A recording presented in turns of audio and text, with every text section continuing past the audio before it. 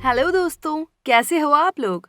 हमारी कहानियाँ देखने के लिए हमारे चैनल को सब्सक्राइब कीजिए और हाँ, बेल आइकन दबाना बिल्कुल ना भूलें। रमन भाई चांदीवाला। रतनपुर नाम के एक गांव में केवल राम करके एक किसान रहते थे। उनके 4 बेटे थे, लखन, भवन, जीवन और सबसे छोटे बेटे का नाम था रमन। गरीबी के कारण उन चारों को पूरी शिक्षा भी प्राप्त नहीं हो पाई थी। लखन और भवन अपने पिता के साथ खेत में ही काम करने लगे थे। भवन ने अपने मामा के यहाँ उनकी दुकान पर काम करना शुरू कर दिया था। रमन के पिता रमन से कहते हैं, रमन, अब तू भी कुछ काम ढूंढ ही ले तेरे भाइयों की तरह। हाँ पिताजी, पर मुझे समझ नहीं आ रहा मैं कौन सा काम करूं। अगर तू कहे तो मैं अपने दोस्त से तेरी नौकरी की बात करूं। वो नागपुर में चांदी के कारखाने में काम करता है। जैसा आपको ठीक लगे पिताजी। रमन नागपुर में अपने पिताजी के दोस्त सेवक राम जी के सेठ की फैक्ट्री में चांदी के गहने बनाने के काम में लग गया। रमन को महीने के 300 रुपए मिलते थे, जिससे वो आधे रुपए अपने गांव भेजते और आधे रुपयों से खुद का खर्च उठाते थे। नवीन, रमन की फैक्ट्री में काम करने वाला दोस्त। अरे रमन, तुम हम सब में यहाँ नए हो, फिर भी तुम्हारे हाथों की कारीगरी का जवाब नहीं। तुम्हारे चांदी के गहने सबसे ज्यादा अच्छे लगते हैं। तुम्हें तो अपनी गहनों की दुकान खोलनी चाहिए। रमन को नवीन की ये बात बार बार याद आने लगी। वो रात को सोता भी था तो बस यही सोचता रहता। उसने फैसला किया कि वह खुद के चांदी के गहने बनाकर बेचेगा और अपना कारोबार शुरू करेगा। पर कारोबार शुरू करने के लिए उसके पास इतने पैसे नहीं थे। इसीलिए रमन पूरा दिन फैक्ट्री में काम करता और जो पैसे मिलते उसे उसने पहले महीने में 5 चांदी की पायल बनाई। वो इतनी सुंदर थी कि कोई भी बस उसे देखता ही रह जाए। आज रविवार छुट्टी का दिन था। रमन वो 5 पायलें लेकर बेचने निकल पड़ा। पायल ले लो पायल, चांदी की पायल, छन छन करती पायल। पहले दिन रमन की कोई भी पायल नहीं बिकी। वो निराश होकर लौट आया, पर उसने हार नहीं मानी। पायल ले लो पायल, चांदी की पायल, छन छन करती पायल। अरे भाई, पायल तो दिखाना। रमन की पायल देखकर वो औरत बहुत खुश हुई और उसने पायल खरीद ली। उसे देखकर गली की बाकी औरतें भी रमन के पास पायल देखने आई और पायल देखकर बहुत खुश हुई। रमन की 5 पायलें बिक गईं और उसे अच्छा खासा मुनाफा भी हुआ। रमन के खुद पायल बनाकर बेचने की बात उसके सेठ को पता चल गई। तुम खुद पायल बनाकर बेच रहे हो? सेठ बनना चाहते हो? कल से काम पर मत आना और तुम्हें कोई पगार भी नहीं मिलेगी। पर सेठ जी, मेरी बात तो सुनिए। रमन की कोई भी बात न सुनते हुए उसके सेठ नौकरी से उसे निकाल देते हैं। रमन बहुत निराश होकर अपने गांव वापस लौट आता है और अपने भाइयों से सारी बातें करता है। तू चिंता मत कर, हम सब के पास थोड़े थोड़े रुपए हैं। तू उनसे चांदी का काम शुरू कर। हाँ हाँ, हमें तुझ पर पूरा विश्वास है। चारों भाई गले लगते हैं। रमन अपने भाइयों की मदद से खुद के चांदी के गहने बनाता है और उसे हर रोज बेचने भी जाता था। उसके हाथों की कारीगरी देखकर उसके गहने हाथों हाथ बिक जाते थे। देखते ही देखते उसने एक दुकान भी खरीद ली, जिसका नाम रखा रमन भाई चांदीवाला। रमन का कारोबार बहुत अच्छा चलने लगा था। उसकी चर्चा आसपास के शहर में भी होने लगी थी। देखते ही देखते वो चांदी का बहुत बड़ा व्यापारी बन गया। रमन, मैं तुमसे माफी मांगना चाहता हूँ। मैंने तुम्हारे साथ सही नहीं किया। अरे नहीं नहीं सेठ जी, आपने नौकरी से नहीं निकाला होता तो मैं यहाँ पहुँच ही नहीं पाता।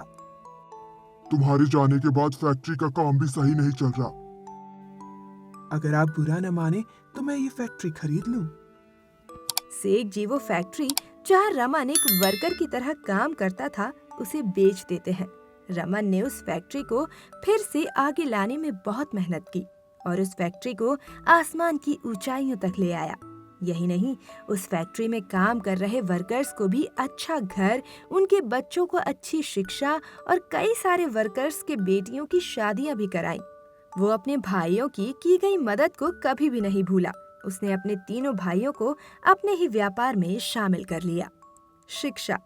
अगर इंसान की मेहनत सच्ची हो तो वो किसी भी परिस्थिति में सफलता को प्राप्त कर सकता है। जमीन की धूल से आसमान का तारा बन सकता है। रमन भाई चांदीवाला की कहानी से हमें सीख मिलती है कि चाहे हमारे पास कुछ भी ना हो, पर हमारा आत्मविश्वास हमें आगे जरूर बढ़ाता है। कभी भी मुश्किल से हार नहीं माननी चाहिए। ऐसे ही लोग जीवन में सफलता को प्राप्त करते हैं। लालची चिकन वाला। एक गांव में अब्दुल नाम का एक आदमी रहता था।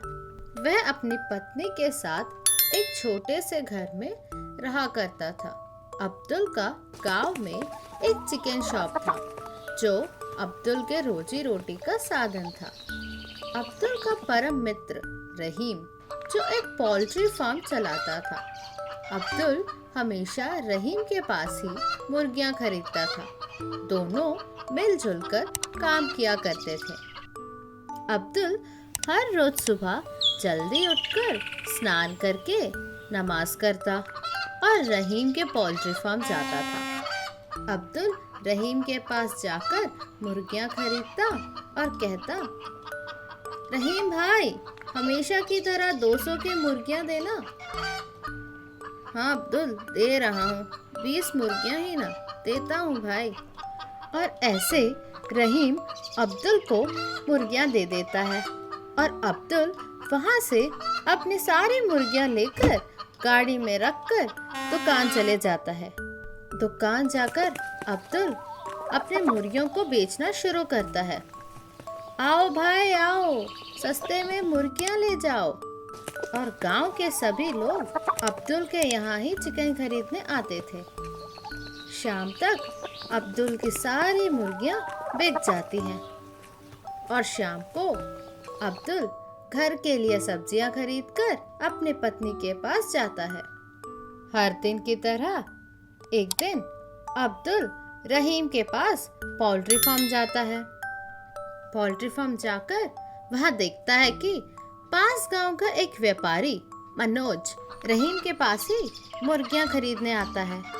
अब्दुल देखता है कि रहीम मनोज को 200 के 22 मुर्गियां दे रहा होता है। यह देखकर अब्दुल गुस्सा हो जाता है और बिना कुछ बोले वहां से घर चले जाता है। घर जाकर अब्दुल सोच में पड़ जाता है। रहीम ऐसे कैसे कर सकता है? उसने मुझे कम मुर्गियां दिए, जबकि उसी दाम के वह उसे अधिकतर मुर्गियां बेच रहा है। आज से मैं रहीम के पास से मुर्गियां नहीं खरीदूंगा।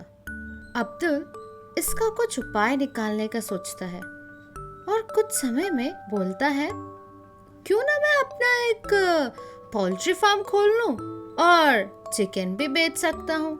इस तरह मुझे ज्यादा मुनाफा भी होगा और रहीम को मैं सबक भी सिखा सकता हूँ।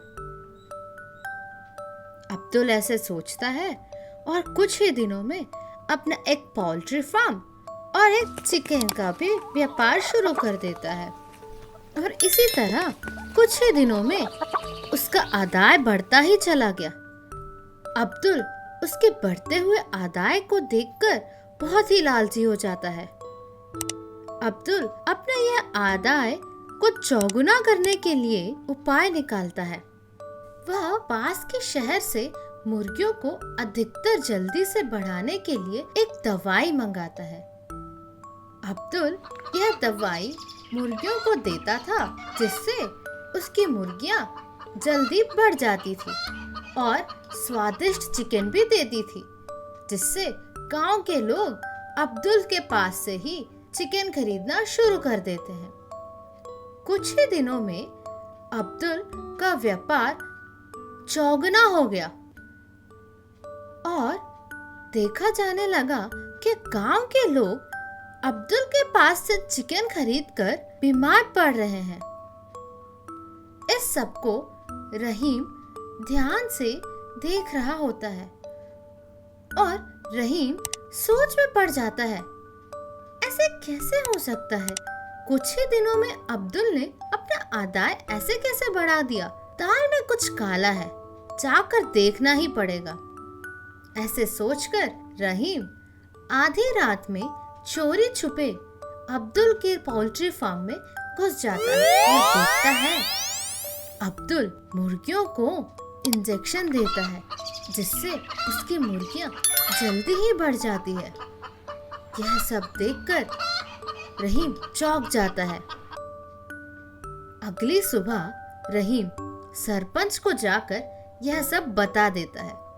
गांव के सरपंच पोल्ट्री फार्म की जांच पड़ताल शुरू करते हैं और देखा जाता है कि अब्दुल मुर्गियों को दवाई देकर बेच रहा है और सरपंच पुलिस को बुलाते हैं और पुलिस अब्दुल को गिरफ्तार कर लेती है। कहानी की सीख: लालच